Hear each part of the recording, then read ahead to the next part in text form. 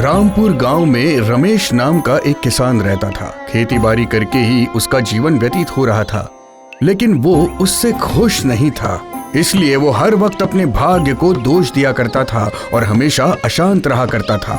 एक दिन अरे बाप रे, ओ बाप रे, इतनी गर्मी में भला कोई कैसे काम कर सकता है? सभी भाग्य की बात है, भाग्य की। अगर भाग्य में दुख लिखा है तो क्या करे? सभी कितने सुख से रहते हैं और मेरी तरह फूटी किस्मत लेकर कोई भी पैदा नहीं हुआ होगा। ओह, ओह।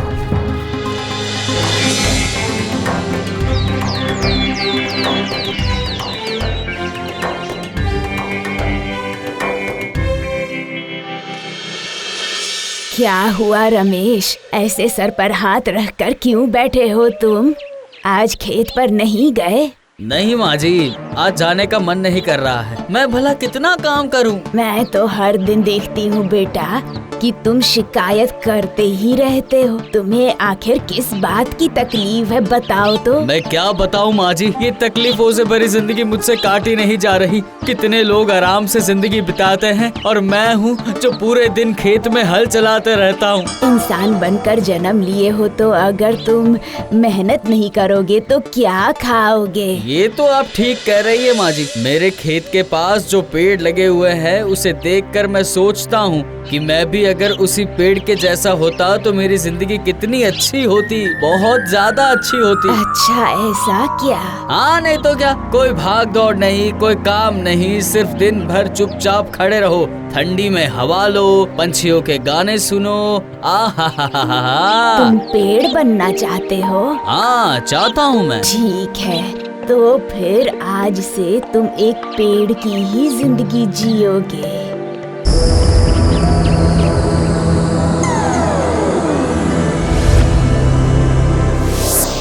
वाह वाह वाह, मजा ही आ गया। कितनी ठंडी हवा है, पूरे दिन कोई काम नहीं है और ना ही किसी की रोक टोक और ना ही किसी की चिंता। मैंने सही सोचा था, पेड़ ही सबसे ज्यादा सुखी रह पाते हैं। कुछ दिनों बाद बरसात का मौसम आ गया। एक दिन बहुत तेज आंधी आ गई और उसके साथ तेज बारिश भी होने लगी। बारिश की वजह से रमेश का शरीर पूरी तरह ठंडा होके कांपने लगा। अरे बाप रे, कितनी तेज बारिश हो रही है, मेरा शरीर कांप रहा है और ये आंधी मुझे लग रहा है कि मुझे जड़ से उखाड़ कर फेंक देगी।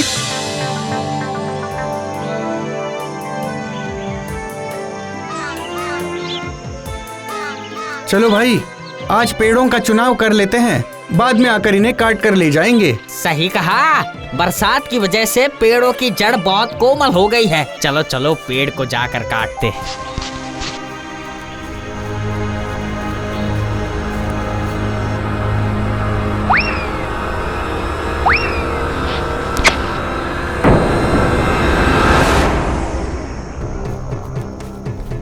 हाँ, ये क्या?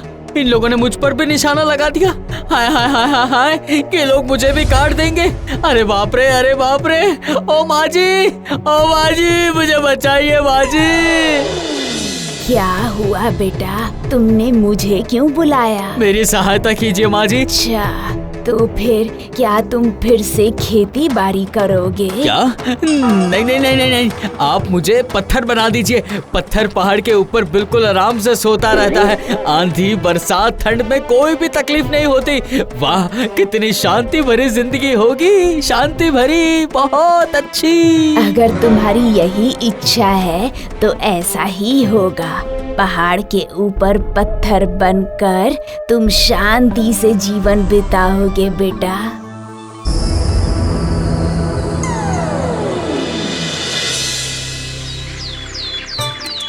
अब जाकर इस बार मेरी बुद्धि काम आ गई है। पहाड़ के ऊपर शांति से जीवन बिताऊंगा, कोई भी परेशान नहीं करेगा।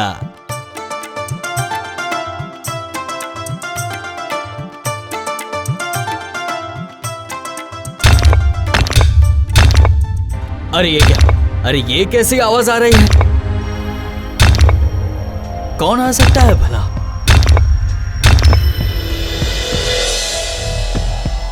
अरे यहाँ देखो, यहाँ देखो, ये देखो यहाँ रहा, ये सामने वाला पत्थर ही सबसे अच्छा है। हाँ ये तो सही कहा, लेकिन आज हमें बहुत सारे पत्थर तोड़ने हैं। ये वाला कल तोड़ेंगे, चलो देख तो ले।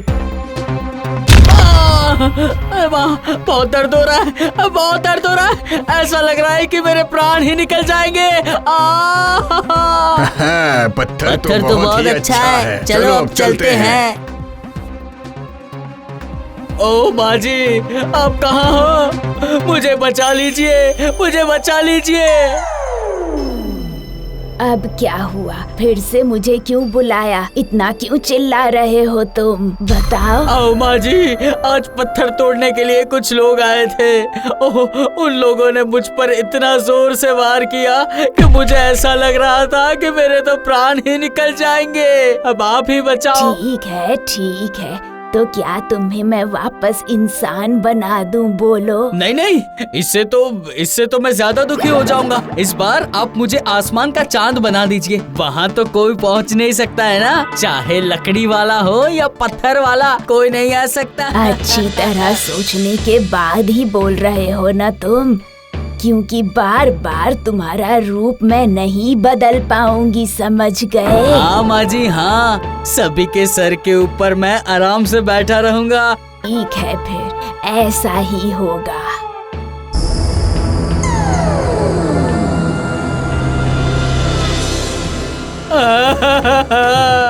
माँ जी, मैं यहाँ ऊपर हूँ, आसमान में।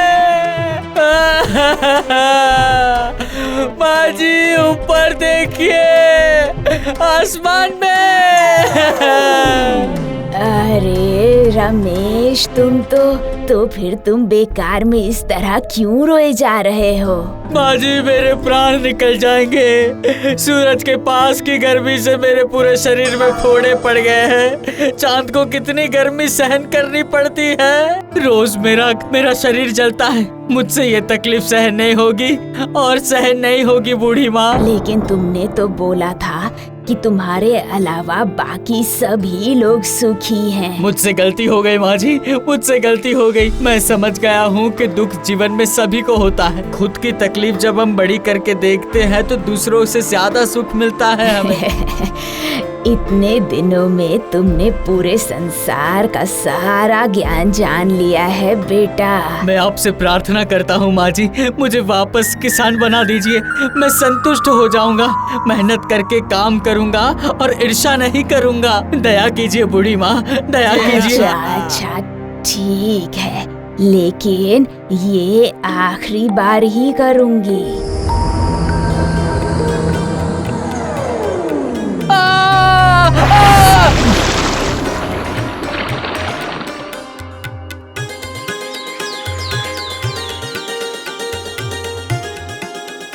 इसके बाद रमेश ने खूब मन लगाकर खेती करना शुरू कर दिया। पूरे साल मेहनत करके वो बहुत फसल उगाता था। उसने शादी भी कर ली और बहुत ही खुशी खुशी वो अपनी जिंदगी व्यतीत करने लगा।